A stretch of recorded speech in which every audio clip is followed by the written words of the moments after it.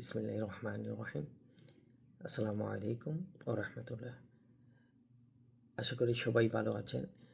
আমি কিছুদিন আগে একটি ঘোষণা দিয়েছিলাম যে আল কাউলুস সাদিদ থেকে তাজউইদ সম্পর্কে ছোট ছোট সংক্ষেপে ভিডিও দিয়ে এটা নিয়ে তাজউইদ বিষয়ে আলোচনা করার জন্য।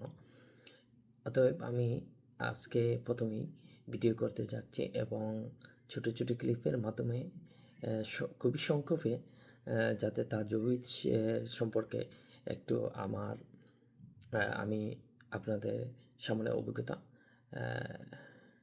তুলে ধরার চেষ্টা করব। বা এটা শুরু করতে গিয়ে প্রথমেই আমি যেটা তার সংক্ষেপে একটু বলতে হয়, আল কাউলুস সাদিদ যে লেখক, আমাদের প্রখ্যাত আলেমের দিন আব্দুল লতিফ ফুদ্দুলি রহমতুল্লাহ, এবং তিনি এটা উর্দু ভাষায় লিখেছিলেন আর তার বাংলায় অনুবাদ করেছেন হজরত মাওলানা এমাদউদ্দিন চৌধুরী ফুদ্দুলি।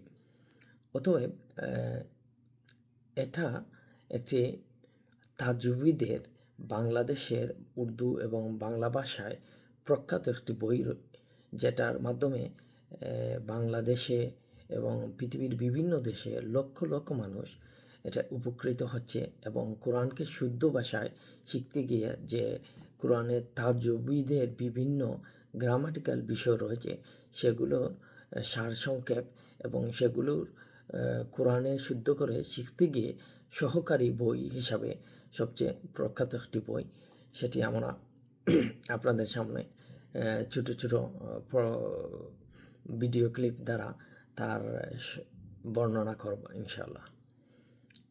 আমি প্রথমেই যে তাজউইদ শব্দটির অর্থ কী সেটা আপনাদের সামনে আজকে তুলে ধরছি। তাজউইদ শব্দের অর্থ হলো সৌন্দর্য মণ্ডিত করা, যথাযথ সম্পন্ন করা। পারিভাষিক অর্থ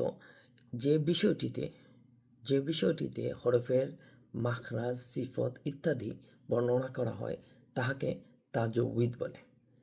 অতএব আমরা যখন কোরআন তেলাওয়াত করব তখন যে তাজউইদের যে মাখরাজ, সিফত যে বিষয়গুলো রয়েছে, যা শব্দের উচ্চারণের যথাযথ উচ্চারণ বা সঠিকভাবে উচ্চারণ করতে গিয়ে যে বিষয়বস্তুকে আমরা ফলো করতে হবে সেটা হলো তাজউইদ। আর তাজউইদ সহকারে কোরআন তেলাওয়াত করা এটা আমাদের সবার জন্য ফরজ। অতএব আমরা চেষ্টা করব তাজউইদ সহকারে কোরআন তেলাওয়াত করা।